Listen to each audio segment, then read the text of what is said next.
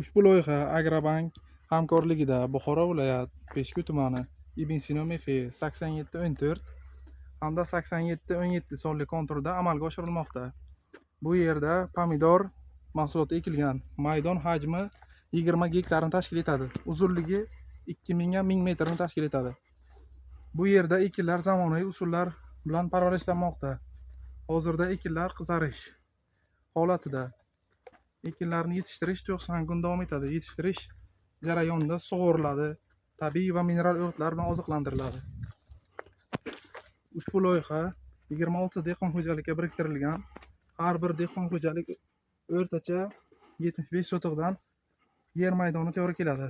Loyihani samarali amalga oshirish uchun lider tadbirkor Peshku Agro dehqon ishlab chiqarish korxonasiga biriktirilgan. Ushbu loyiha bo'yicha har bir gektardan 35 tonna, jami 700 tonna hosil olish rejalashtirilgan. Mazkur ekin yig'ishtirib olingandan so'ng ikkinchi ekinga ham yuqori daromadli ekin turi ekish orqali yer egalariga daromadlari yanada oshirib boriladi.